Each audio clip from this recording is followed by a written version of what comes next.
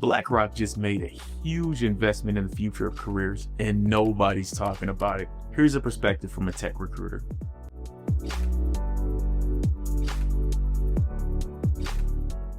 The world's largest asset manager, BlackRock, just committed $100 million to skilled trades training programs across the United States.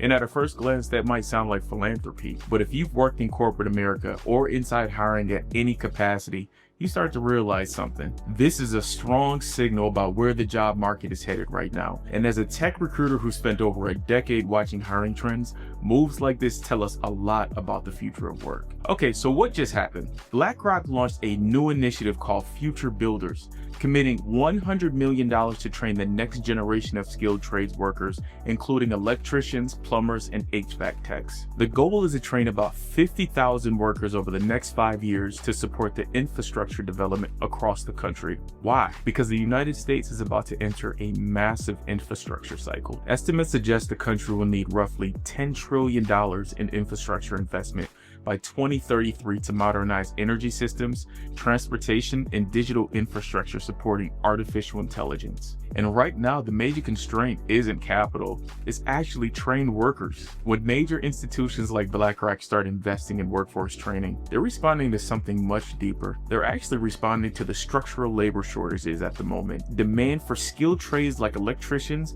HVAC techs, welders, construction specialists will grow tremendously over the next decade, creating hundreds of thousands of new jobs across America.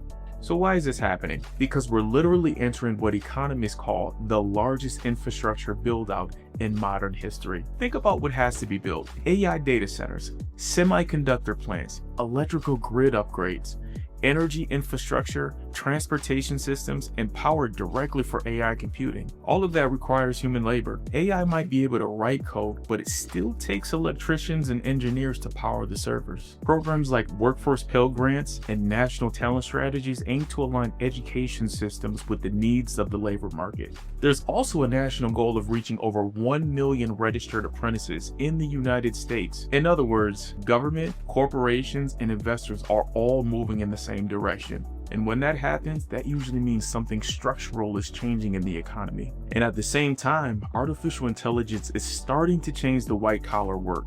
So automation, machine learning, and AI tools are already beginning to consolidate certain roles across different industries. So tasks in areas like data analysis, administrative work, basic coding, and research are becoming increasingly automated. That doesn't mean that jobs are going to disappear overnight, but it does mean that companies are becoming leaner and more efficient. Meanwhile, the jobs that build and maintain the physical infrastructure of the AI economy are becoming more valuable. Electricians, technicians, engineers, construction specialists. These are the roles that often are harder to automate and harder to offshore. So what does this mean for careers? Well, for students, professionals, people early in their careers, the lessons here are very important.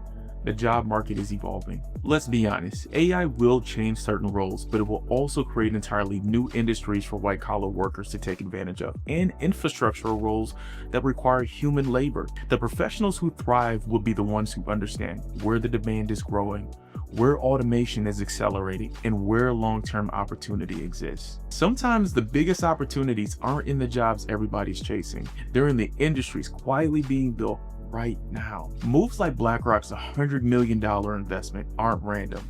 They're signals about where capital is going and where jobs are being created. The question is, are you paying attention to those signals?